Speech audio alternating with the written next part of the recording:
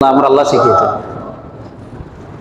মুহতারাম হাজিরিন, সুতরাং এই মধুর মধ্যে রয়েছে শুধু শেফা নয়, আল্লাহ পাক রব্বুল আলামিন এই মধুর মধ্যে মহা ঔষধ রেখেছেন। এই জন্য দেখা যায় বিশ্বনন্দিত মুহাদ্দিস ইমাম বুখারী রাহমাতুল্লাহ আলাইহি তিনি তার সহিহ বুখারীর মধ্যে হাদিস নিয়ে এসেছেন যে আমার আল্লাহ পাক রব্বুল আলামিন পৃথিবীতে মানুষদের জন্য যত রোগ দিয়েছেন প্রত্যেকটা রোগের ওষুধ আল্লাহ পাক রব্বুল আলামিন দিয়েছেন। আমরা সকলে বলি সুবহানাল্লাহ। রোগ দিয়েছেন, সাথে সাথে তার কি দিয়েছেন বলেন? ঔষধ দিয়েছেন। তবে অনেক ক্ষেত্রে আমাদের আবিষ্কার করতে হয়তো দেরি হয়ে যায়। আমরা একসময় দেখতাম যে ডায়রিয়া অনেক রোগী মারা যেত, বসন্ত, কলেরা, এই জাতীয় জটিল ভাইরাস যেগুলি ছিল সেই রোগে অনেক মানুষ মারা যেত। কিন্তু পরবর্তীতে দেখা যায় যখন ভ্যাকসিন আবিষ্কার হয়েছে এখন আর মানুষ ডায়রিয়াকে আগের মতো ভয় করে। ফক্স উঠলে এখন কি আগের মতো ভয় করে? জল বসন্ত বলেন, চিকেন পক্স, ছোট বসন্ত বলেন, চিকেন পক্স, ওয়াটার পক্স, এটাই উঠুক, এখন কি আর মানুষ আগের মতো ভয় পায় বলেন?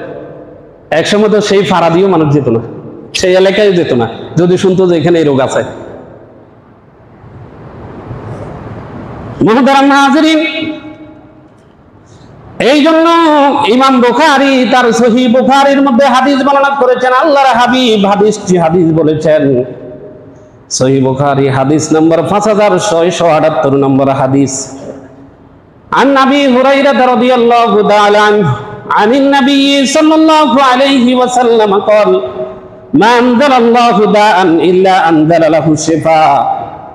আবু হুরায়রা রাদিয়াল্লাহু তাআলা আনহু বর্ণনা করেন, আমার নবী বলেছেন আল্লাহ তাআলা এমন কোন রোগ পাঠাননি যার আরোগ্যের ব্যবস্থা আল্লাহ পাক রব্বুল আলামিন দেননি। আমরা সকলে বলি সুবহানাল্লাহ। এবং সহিহ মুসলিম হাদিস নম্বর 5871 আন জাবিরিন আন রাসূলিল্লাহি সাল্লাল্লাহু আলাইহি ওয়াসাল্লাম আন্নাহু قال লিকুল্লি দাইন দাওয়াউন ফাইজা উসিবা দাওয়াউদ দাই বারা বিইজনিল্লাহি আযজা ওয়া জাল। হযরত জাবের রাদিয়াল্লাহু তাআলা আনহু বর্ণনা করেন, আল্লাহর হাবিব ইরশাদ করেছেন প্রত্যেক রোগের ওষুধ আছে। যখন রোগের সঠিক ওষুধ যখন মানুষ বের করে তখন আল্লাহ তাআলার হুকুমে সেই রোগটি সেরে যায়। আমরা সকলে বলি সুবহানাল্লাহ। অর্থাৎ আমরা এক কথায় বলতে পারি যে রোগ অনুসারে ওষুধ যখন পড়ে তখন কি হয়ে যায়? মানুষ সুস্থ হয়ে যায়। সুবহানাল্লাহ বলেন। মুহতারাম হাজিরিন, আল্লাহ পাক রব্বুল আলামিন সৃষ্টির মধ্যে আল্লাহ পাক রব্বুল আলামিন যে রোগগুলি সৃষ্টি করেছেন সেই রোগগুলির ওষুধ সৃষ্টি জগতের মধ্যে রেখেছেন। এই জন্য লুকমান হাকিম সম্পর্কে তাফসিরে এসেছে, আমরা ওনার নাম শুনেছি। যিনি এত বড় আল্লাহর ওলি, জবরদস্ত আল্লাহর ওলি ছিলেন, নবী ছিলেন না, যে ইন্নাহু কানা আবদান সালিহা, তার জীবনীতে এসেছে তিনি একজন নেককার বান্দা ছিলেন। সুবহানাল্লাহ বলেন। ওনার নামে আল্লাহ পাক রব্বুল আলামিন কোরআনুল কারীম একটি সূরা নাযিল করেছেন। সুবহানাল্লাহ। তিনি যখন কোন রাস্তা দিয়ে হেঁটে যেতেন গাছপালার থেকে পিছন থেকে আওয়াজ আসতো যে হুজুর আল্লাহ পাক রব্বুল আলামিন আমি গাছকে এই রোগের এই ঔষধ হিসাবে আল্লাহ পাক রব্বুল আলামিন আমাকে সৃষ্টি করেছেন। সুবহানাল্লাহ বলেন। পিছন থেকে গাছের থেকে আওয়াজ আসতো। মুহতারাম হাজিরিন, মৌমাছি থেকে আল্লাহ পাক রব্বুল আলামিন শৃঙ্খলা শিখার জন্য আল্লাহ পাক রব্বুল আলামিন নির্দেশ দিয়েছেন। সেই মৌমাছি থেকে আমাদেরকে শৃঙ্খলা শিখতে হবে। কি শিখতে হবে? শৃঙ্খলা শিখতে হবে। সমাজের একটা শৃঙ্খলা আছে, রাষ্ট্রের একটা শৃঙ্খলা আছে, নাগরিকদের একটা কি আছে? শৃঙ্খলা আছে। আছে না? আছে না? আমি কি আমার যাই খুশি তাই করতে পারবো? হ্যাঁ, বুঝতে পারি না মনে হয়। আমার শক্তি দেখিয়ে যাই খুশি তাই করতে পারবো? মুহতারাম হাজিরিন, আল্লাহর হাবিব সেই শৃঙ্খলা ভিত্তিক সমাজ প্রতিষ্ঠা করে বিশ্ববাসীকে দেখিয়ে গিয়েছেন, নজির উপস্থাপন করেছেন। মুহতারাম হাজিরিন, হাদিস থেকে আমি তার একটি প্রমাণ দিচ্ছি। সহিহ বুখারী হাদিস নম্বর 5685 নম্বর হাদিস। বিশ্বনন্দিত মুহাদ্দিস ইমাম বুখারী রাহমাতুল্লাহ আলাইহি তার সহিহ বুখারীর মধ্যে হাদিসটি বর্ণনা করেছেন, আন আনাসিন আন্না নাসান কানা বিহিম সাকামুন ক্বালু ইয়া রাসূলুল্লাহ আউইনা আউইতামনা ফালাম্মা সাহু ক্বালু ইন্নাল মাদিনাতা বাখিনাতুন ফাআনজালাকুমুল হাররাতা ফি যাওদিল্লাহ ফাকালা আশরাবু আলবানাহা ফালাম্মা সাহু ক্বালু রা'ইন নাবিয়্যি সাল্লাল্লাহু আলাইহি ওয়াসাল্লাম ওয়াস্তাকু যাওদি ফামাসা ফি আসারিহিম ফাকাদা আইদিহিম ওয়া আরজুলাহুম ওয়া সামারা আয়ুনাহুম ফারাআইতা আর-রাজুলা মিনহুম ইয়াকদিমুল আরদা বিলিসানি হাত্তা ইয়ামুত আও কামা ক্বালা an-নাবিয়্যু সাল্লাল্লাহু আলাইহি ওয়াসাল্লাম রাওয়াহুল বুখারী। হযরত আনাস রাদিয়াল্লাহু তাআলা আনহু থেকে বর্ণিত, তিনি বলেন, অপর হাদিসে এসেছে ওকাল নামক গোত্র থেকে 8 জন প্রতিনিধি মদিনায় আসলো। কয়জন প্রতিনিধি? 8 জন প্রতিনিধি মদিনায় আসলো। তারা মুশরিক ছিল, কেউ বলেছেন যে ইহুদি ধর্মের অনুসারী ছিল। কোন ধর্মের? ইহুদি। অপর হাদিসে এসেছে আন্না নাফারাম মিন উকালিন সামানিয়াতান কদিমু আলা রাসূলিল্লাহি সাল্লাল্লাহু আলাইহি ওয়াসাল্লাম ফাবায়ুহু আলাল ইসলাম। ওকাল গোত্রের 8 জন লোকের একটি প্রতিনিধি দল আল্লাহর হাবিবের কাছে এসে ইসলাম গ্রহণ করলো। ইসলাম গ্রহণ করার পর মদিনার আবহাওয়া তাদের অনুকূলে হইল না, তাদের জন্ডিস রোগ হলো। কি রোগ বলেন? জন্ডিস। জন্ডিস রোগ হওয়ার পর আল্লাহর হাবিবের কাছে গেলেন, যাওয়ার পর বললেন যে ইয়া রাসূলুল্লাহ, ইয়া হাবিবাল্লাহ, আমাদের জন্ডিস রোগ হয়েছে, আমরা এখন কি করতে পারি? নবী করিম সাল্লাল্লাহু আলাইহি ওয়াসাল্লাম তাদেরকে হাররা নামক স্থানে, সেখানে আল্লাহর হাবিবের ইসলামী রাষ্ট্রের দায়িত্বে নিয়োজিত ছিলেন হযরত ইয়াসার রাদিয়াল্লাহু তাআলা আনহু। অত্যন্ত আল্লাহর হাবিব যখন তাকে দায়িত্ব দিলেন ইসলামী রাষ্ট্রের ওট পালনের জন্য, আল্লাহর হাবিবের এই দায়িত্ব পালন করার জন্য আল্লাহর নবীর এই সাহাবী অক্লান্ত কষ্ট এবং পরিশ্রম করে সেখানে তিনি জীবনযাপন করছিলেন। আমরা সকল বলি সুবহানাল্লাহ। এই 8 জন প্রতিনিধিকে সেখানে পাঠানোর পর আল্লাহর হাবিব তাদেরকে বললেন ফাকাল আশরিবু আলবানাহা, যে তোমরা সেখানে চলে যাও এবং ওটের কি খাও? দুধ খাও। ওটের দুধ খাইলে সেখানে তোমরা অবস্থান করলে তোমাদের জন্ডিস কি হয়ে যাবে? কি হয়ে যাবে? ভালো হয়ে যাবে। নবী করিম সাল্লাল্লাহু আলাইহি ওয়াসাল্লাম ইসলামী রাষ্ট্র তাদেরকে কি সুন্দর সুযোগ করে দিলেন। সুবহানাল্লাহ বলেন। ওট তার রাষ্ট্রের, তারা ফ্রি খাবে। বুঝতে পারি না, তাদের যে পরিমাণ তাদের চাওয়া পাওয়া ছিল তার থেকে বেশি কি ইসলামী রাষ্ট্র তাদেরকে কি দিয়েছে? অধিকার দিয়েছে, মূল্যায়ন করেছে। সুবহানাল্লাহ বলেন।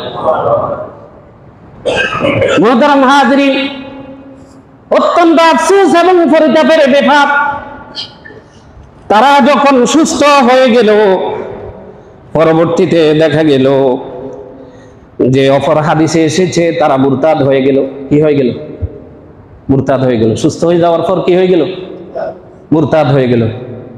মুরতাদ হয়ে যাওয়ার পর আল্লাহর নবীর এই রাখালকে, ইসলামী রাষ্ট্রের দায়িত্বে নিয়োজিত এই অন্যতম সাহাবীকে তাদের উপর এত ইহসান করেছিল, এত অনুগ্রহ করেছিল, কিন্তু তারা তার প্রতিদান কি দিল? তারা রাসূলের সেই পাহারা, ইসলামী রাষ্ট্রের দায়িত্বে নিয়োজিত সেই পাহারাদারকে তারা কি করলো? শহীদ করলো। সুবহানাল্লাহ বলেন।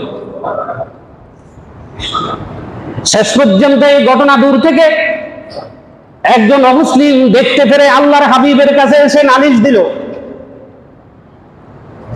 যে তারা মুরতাদ হয়ে গেল এবং আপনার রাখালকে তারা হত্যা করেছে। ইসলামী রাষ্ট্রের দায়িত্ব নিয়োজিত সেই সম্মানিত সাহাবীকে, যিনি কষ্ট এবং অক্লান্ত পরিশ্রম করে যাচ্ছেন, তাকে তারা হত্যা করলো, শহীদ করলো এবং আল্লাহর ইসলামী রাষ্ট্রের সেই ওটগুলিকে তারা চুরি করে নিয়ে যেতে লাগলো। নাউজুবিল্লাহ বলেন। এই সংবাদ হওয়ার পর আল্লাহর হাবিব বিশ্বনবী নবীজি মুহাম্মদ রাসূলুল্লাহ সাল্লাল্লাহু আলাইহি ওয়াসাল্লাম সাথে সাথে আসাদুল্লাহিল গালিব আলী ইবনে আবি তালিব রাদিয়াল্লাহু তাআলা আনহুকে খোঁজ করলেন। ওনাকে এনে বললেন যে তাদেরকে পিছে দাওয়া করো, তাদেরকে ধরে মসজিদে নববীর সামনে তাদেরকে উপস্থাপন করো। হযরত আলী রাদিয়াল্লাহু তাআলা আনহুর নেতৃত্বে একদল সাহাবী গিয়ে, একদল মুজাহিদ গিয়ে তাদেরকে পিছে দাওয়া করে তাদেরকে ধরে আল্লাহর হাবিবের সামনে আনা হলো। সুবহানাল্লাহ বলেন। আল্লাহর হাবিব তাদেরকে জিজ্ঞাসা করলেন যে ইসলামী রাষ্ট্রে যেই পরিমাণ অধিকার তোমরা ন্যায্য অধিকার পাওয়া তোমাদের দরকার ছিল, তার চেয়ে বেশি অধিকার আমি এবং ইসলাম তোমাদেরকে দিয়েছে, তারপরেও তোমরা ইসলামের সাথে, ইসলামী রাষ্ট্রের সাথে এই কাজ তোমরা কেন করেছো?